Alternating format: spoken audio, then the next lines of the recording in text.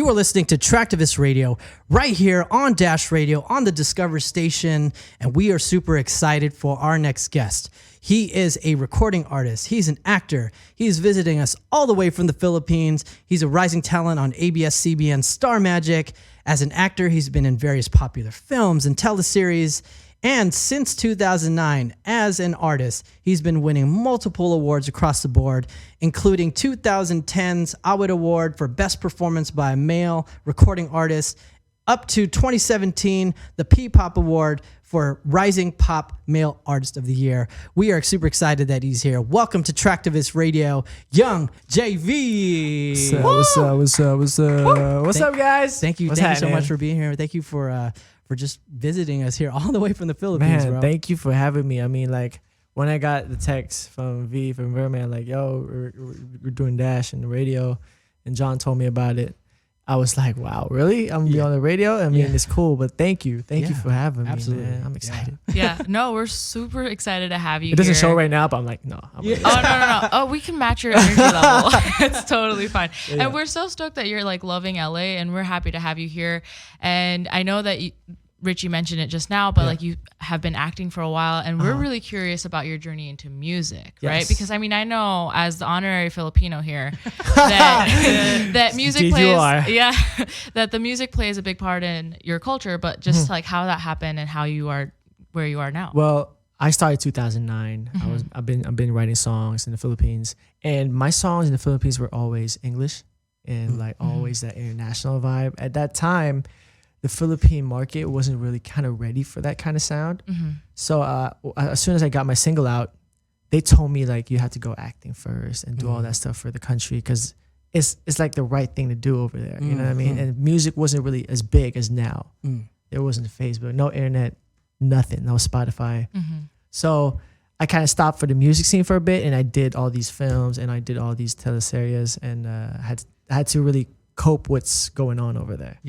But my heart was still in music. So, you know, I told myself, I gotta be real with myself, man. At the end of the day, you gotta be happy for what you really want to do. So I connected with my boy August Rigo. Hey. Shout out to August Rigo. So I've been boys with him ever since. Did a track together. That's what I'm gonna be promoting right now. It's called Ghost.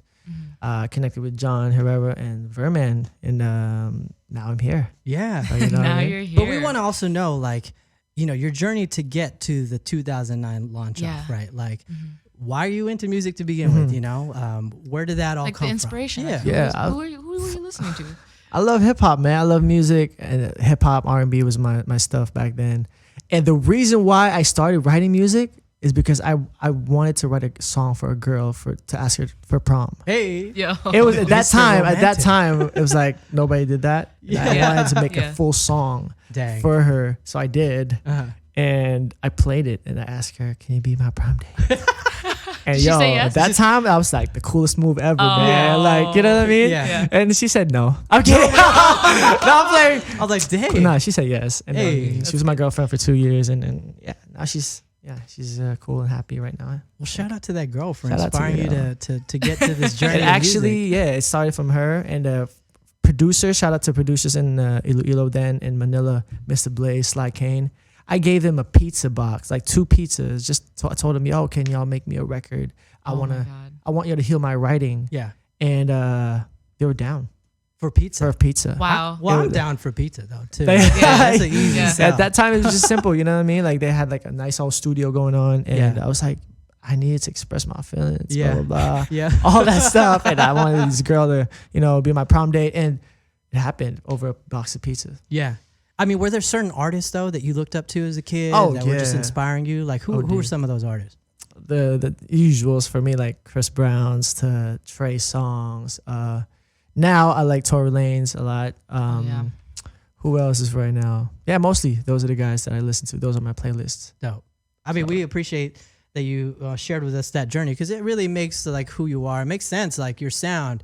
of where the influence came from. And I know you kind of touched on it a little bit already, talking about how the Philippines is in terms of like art and creativity. I was just curious, being a Filipino American here and seeing that talent over there, they just seem like triple, quadruple threats, singer, actor, dancer, but over here, not as much, sometimes we'll like dabble into one or two, movies, although it's kind of growing. Bit, But, how has that experience been? Like, how do you find that balance, in terms of like your career and being able to do all of those? I mean, did some of those come naturally more to you than others? Just because most of our listeners, who are living in the U.S., we want to know, like, what's that like, for an artist over there? I mean, in the Philippines, okay, this is the thing over there. They wanted to do, if you do TV, they would want you to do albums. They would want you to do concerts, even though you don't do so. Oh, wow. Ooh, I'm spilling the beans right now. And, you know what I mean? And they want to do basically everything. And back then, imagine we have like our own bubble in the Philippines. Like, they never really know what's going on in the world. They had their own sound or whatever, and they didn't really want to, cope to what's new, the youth, the kids. But when the internet started happening with Spotify, YouTube, it changed a lot. Like, we didn't need labels, anything. You know what I mean? So now people can just do music. Okay. And now people can just act. They have a choice now. But before, at my time, man, like when I did music, I had a hit song in 2009, and then it kind of dies down for a bit. They picked me up in TV. Now I resurrected, but I was like an actor now. So some of my core fans back in the underground, they're like, why are you doing TV now? Why are you crying on the film? Like, it was crazy. But it was like that was the money part of the industry. Because that's just how it works. We didn't get any money, bro. Like for songwriting, it's just different. In our country. So that was the struggle for music for everyone. But thank God to internet right now. Everybody gets paid fairly. That's why labels over there and TV over there, oh my gosh, what's happening now? Like, this is getting out of hand. People are doing their own thing. Right. We don't need, they're getting the energy off the streets. The cool kids.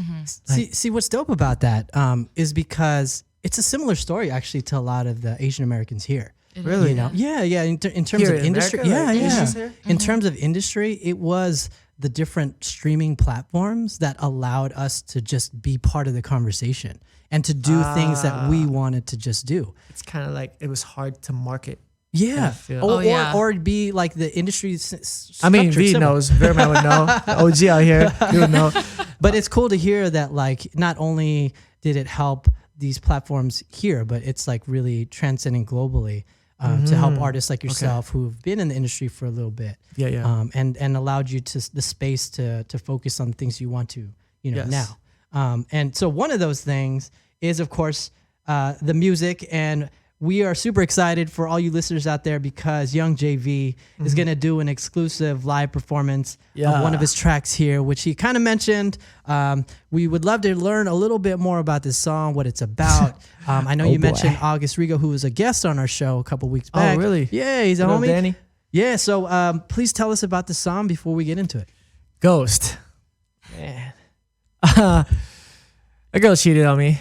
Basically, I'm gonna say her name right now. Ooh. Whoa. I'm gonna tell on you right now. I'm looking at the camera. What camera? Let's just give it the camera. I'm kidding. You do it. No, it's cool, man.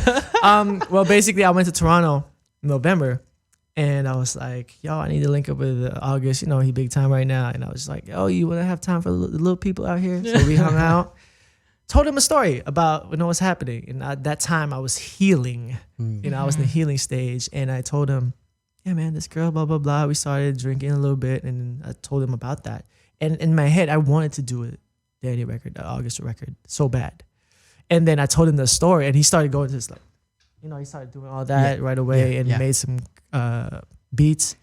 And then the next day, I told him everything. And then he gave me all these lyrics. He wrote everything for me. I just told him the backbone of what happened to me. Yeah.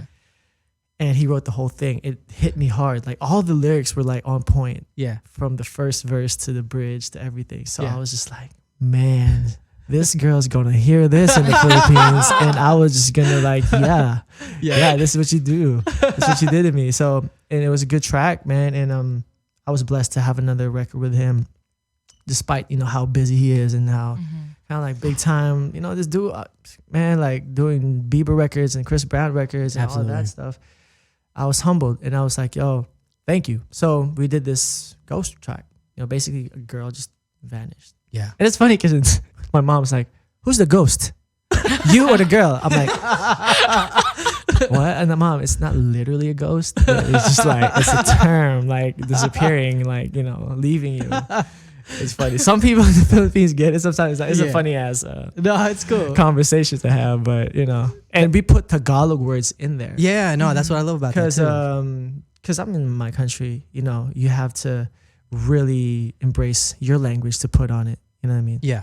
Because funny thing, in the Philippines, there's a segregation thing going on with Tagalog language with English.